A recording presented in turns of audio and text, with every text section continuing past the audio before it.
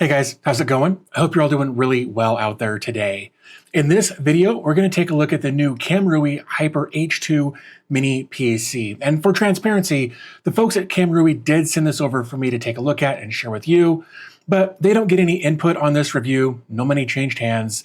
They just provided the unit in exchange for a video and my thoughts on the device. As per usual, links to everything will be available in the video description. So let's start things off by unboxing the Hyper H2, and then we'll talk about what it's like to use. And if at any point during the video you feel the urge, be sure to hit the like button and don't forget to subscribe for more tech videos. Okay, this is the box for the Kamrui Hyper series. This is the Hyper H2, as we can see right there, silver version, 16 gigs of RAM, 512 gigs of hard drive space with the US spec here. So let's get the sleeve off and we'll open this up. Here we go. Here is our main device, but we're going to go and set that aside. We've got some paperwork in here. Of course, I've been in here and looked around a little bit, but haven't powered it on or anything at this point. So we'll take the extra packaging out of the way. A couple of accessory boxes here. All right, so HDMI cable, some mounting hardware, power cable with kind of the Mickey Mouse ear set up there. We've got this. This is so you can mount it on the back of a monitor, something like that, to keep it out of the way if you wanted to go that route. And then the last box that we have here is going to be our power brick with the barrel jack adapter. This says 19 volts, 6.32 amps right there. We'll come back and take a look at this all later when we put it all together. So on the front, we've got a USB Type-C, a couple of USB 3 ports. I believe these are all 10 gig ports. We've got a combo audio jack, power button, just ventilation on both sides, and a lot of ventilation on the bottom. This is where your cold air is going to come through. So make sure that this can breathe. On the back, we're going to get HDMI DisplayPort. Our LAN port here is plugged. We'll come back and talk about that in a second. And then 4 USB ports here with your barrel jack and some ventilation to help keep things cool. But what's funny about this is this says, for faster setup, avoid LAN initially. Connecting might trigger long updates, delaying desktop access. So I think that's kind of funny that that's there. But of course, we can hopefully take this off. Oh, come on. There we go. And that's of course what the LAN port looks like. Now you'll notice there's a screw missing here. I've already taken that out and set that aside. We'll see that here in just a second. In order to get to the user serviceable parts, we're just going to flip that switch and the top will lift off. Here are all of the screws that I have taken out. The black one goes in the back there. These 4 silver ones are to hold this aluminum, I believe aluminum plate, this metal plate here in place. But for the sake of expeditiousness, I've taken those off so that we can see what's under there.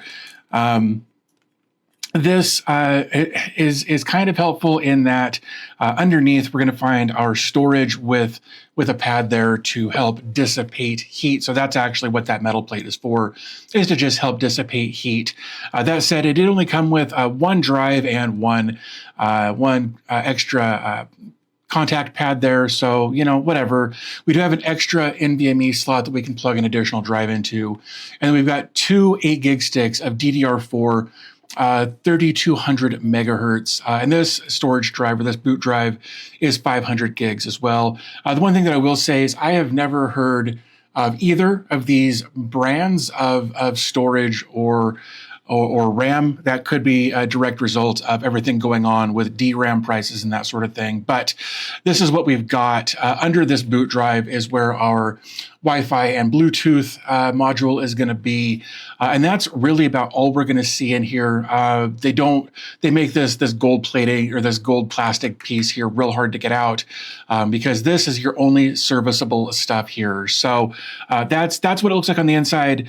So let's go ahead and get this thing plugged in, powered on, and run it through its paces. After taking this apart and seeing the RAM and storage that's in there, I have to wonder if we're going to start seeing more of these unfamiliar brands in other devices. And let me know in the comments if you've heard of these brands or if you've seen any other unfamiliar brands in any of your devices. Also, if you want to support what I'm doing here, liking and subscribing is the quick and free option. But if you'd like, and you can support financially, you can become a channel member, or even better, become a patron for just $1 a month. Or you can buy yearly memberships at a discount. Either way, you'll get ad-free and, when available, early access to my videos when I release them. So now let's get back to the video. After the unboxing, I got the Hyper H2 plugged into my Tiny Pilot IP KVM so I could do a bit of testing with the H2.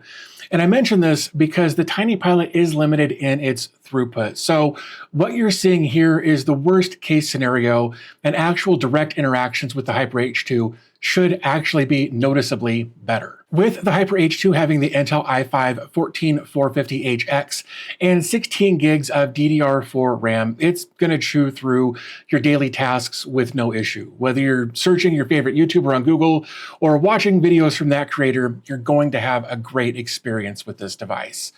I was easily able to fully saturate the 1 gig Ethernet port on multiple speed tests, so uploading or downloading files, watching media, or doom scrolling social media should come at your face in full gigabit speeds, as long as your internet provider supports speeds this fast. Now, the Amazon listing for the Hyper H2 mentions gaming, but I think it's important to temper your expectations on that a bit.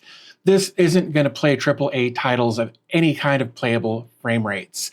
That said, I did a little bit of gaming with titles like Brothers: A Tale of Two Sons and Lego Lord of the Rings, and despite being really bad at both of them, they were very, very playable. And again, it's important to remember that these recordings were taken from an IP KVM, so there may be some stuttering and pixelation in the footage that I didn't actually experience when using the remote play from the Hyper H2 to my actual desktop, where I have a controller available to me. I also ran Heaven Benchmark just to push the device a bit, and while it didn't give great numbers in the end, it held up remarkably well with regards to power usage and temps, and I never saw it thermal throttle or have any similar issues. When looking at the power usage from one of my Zigbee smart plugs, I saw power usage go to about 94 watts while Heaven was running, but I also noticed that it idles around 1.7 watts, so it's just sipping power while it's idling.